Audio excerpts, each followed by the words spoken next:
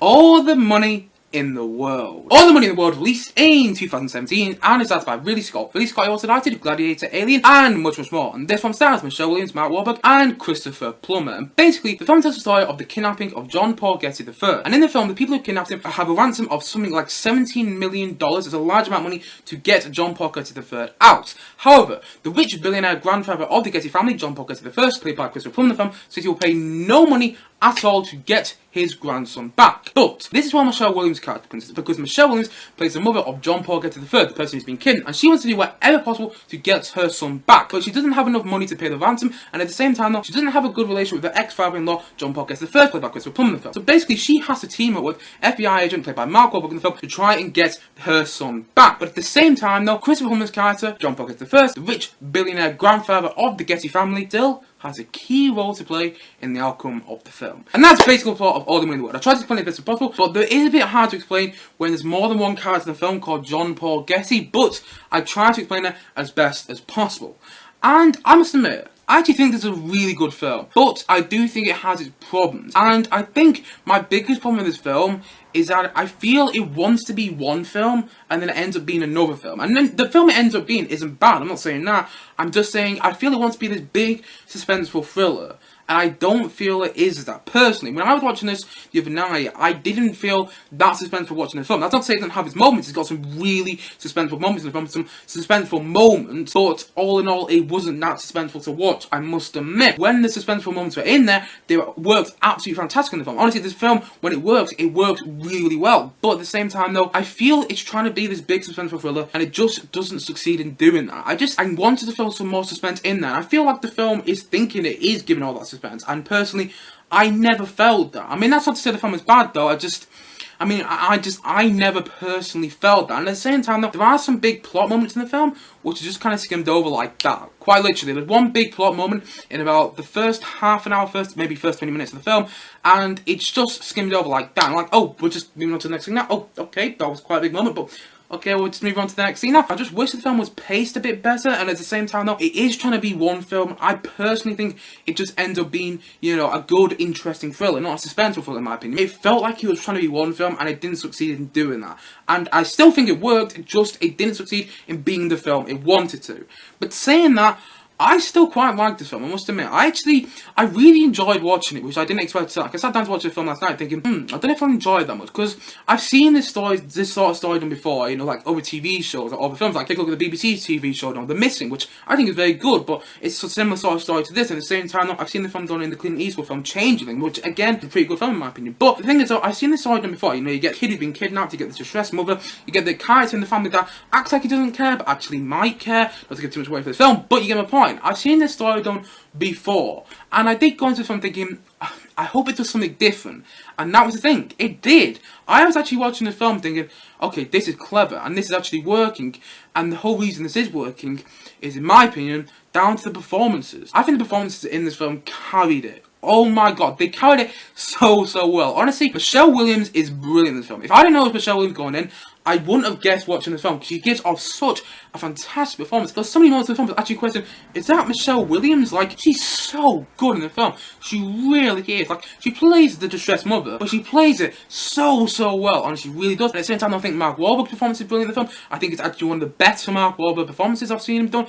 I mean, I'm not the biggest fan of Mark Whalberg, I must admit, but I think he does a good performance in the film. And at the same time, though, I love the introduction to his character. You meet him in a scene where, you know, Christopher Plummer's character is shooting like, plates down from the sky. You know what you do? You shoot like plates down. You know? Mark Wahlberg's character just walks into the scene, and Christopher Plummer's character throws a plate in the sky, and basically Mark Wahlberg's character, whilst the plate is mid-air, just picks up a gun, loads it, and just shoots down the plate straight away. First shot, just shoots down the plate straight away. And just like that, you know what sort of character he is. You know he's that sort of character that doesn't mess around and just gets to the point. And I really liked the introduction to his character. I thought, okay, that's good. That's really interesting. Now, I'm interested in your character, and I continue to be interested in all these characters in the film. I think my favourite performance in the film is from the late, great Christopher Plummer. Honestly, his performance in the film is incredible.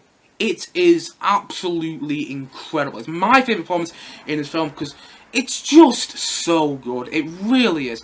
And the fact is, I don't know if anyone knows, well, you might have known this, but you might not know this, you might not actually known this before this film. Basically, Kevin Spacey shot all the scenes as John Paul Getty the First, originally a grandfather of the Getty family, which Christopher Plummer ended up playing. And basically, Kevin Spacey originally shot all the scenes for the film playing that character. But I think the first trailer for the film came out, and then about a week later, all that stuff came out about Kevin Spacey. So basically, Ridley Scott, the director of the film, decided to make a quick decision to reshoot all the scenes with the grandfather of the Getty family in this film, but with Christopher Plummer playing the character. And honestly, I just think it benefited so much better. Because Christopher Plummer is incredible in this film. He really is. He plays that character so well. And the fact is, they shot all the 22 Christopher Plummer scenes in 2 weeks. That is incredible in my opinion. Honestly, I can't believe in 2 weeks they got that amazing performance out of Christopher Plummer, because it's so incredible to watch, because he's one of those characters which you don't really know what he's thinking through the course of the film. Christopher Plummer just plays that character so well, honestly. It's sad that he's gone now, it really is, because we've lost a fantastic actor. But the fact is, even in recent years, because the film only came out in 2017, even in recent years, he's still giving off those incredible performances, and his performance in All the Money in the World is just proof of that. Honestly, it's absolutely incredible, and I couldn't tell really that it was reshoots as well. I mean, I must admit, there was one moment early in the film where John Paul Getty the First, the grandfather, which Christopher Plummer plays, is meant to be in Arabia early on the film, and it didn't really look like it was in Arabia, I must admit. But that was the only one when I thought the reshoots didn't really work for the film, where it was a bit obvious that, okay, that scene was reshot, but that was the only moment when it didn't really work. But saying that was one moment in the film, and apart from that, I think the reshoots weren't obvious at all. And, Christopher Plummer's in so much of this film, and he's reshot so much in this film. And I think it benefited so well, because every time Christopher Plummer's character is on screen, you're just drawn to his incredible performance in the best way possible. And honestly, it's sad that Christopher Plummer's gone now, but he's left behind such a fantastic legacy, he really has. And that's evident in one of his more recent films, this film, in which he gives just such an incredible performance. Just watch this film for the Christopher Plummer performance, because it's so worth it, it really is. He's so incredible in this film. And at the same time, though, the story in the film is told well. It's told in a different way that I hadn't really seen done before, which is kind of interesting to watch. And I really like that about it. I really like the way the film is crafted. I really like the dialogue of the film. I think it's a really well written film. And at the same time, though, I think it's really well made. I think Ridley Scott did a superb job making this film. And I really enjoyed it. I actually really liked this film. I didn't expect to at all. I mean, I thought it'd be a good film and the best, but I didn't expect to like it quite as much as I did. I mean, like I said, it does have its problems. I do feel it's trying to be one film and not necessarily succeeding in the film it wants to be. But saying that, I still like the film it ended up being. I still enjoyed watching this film. I was still feeling suspenseful in some scenes of the film. And honestly, I really enjoyed All the Money in the World. I mean, by no means is it perfect, and I don't even think it's Ridley Scott's best film. I'm actually going to get around to reviewing my favourite Ridley Scott film sometime later on this year on this channel. But when the film works well, it works so well. And honestly, I just thought this film was really good. I really liked it. And so, all in all, I'm going to say that All the Money in the World, I'm going to say it's about a 7.6 out of 10. I really like this film. I mean, yes, it does feel like it's trying to be one film. Like it's trying to be this big suspenseful thriller. And personally, I never felt like it was that. But I did think it was suspenseful in some scenes. And I did really like the way the story went. I really liked, the way the film was crafted. I really liked the way the film was put together. I was impressed by, quite a lot of this film. I feel like trying to be one film, and it didn't succeed in doing that. I feel there were some parts of the film where it thought it was that film. And although the film is weak in some parts, and although the film does skim over some significant plot moments of the film, I still liked it. And I think what made me like the film so much was performances in the end. I think they really carried the film. And you know what? I really like this film. And by no means is it perfect, but I really enjoyed watching it. So all in all, I'm going to say that All the Money in the World is a 7.6 out of 10 from me.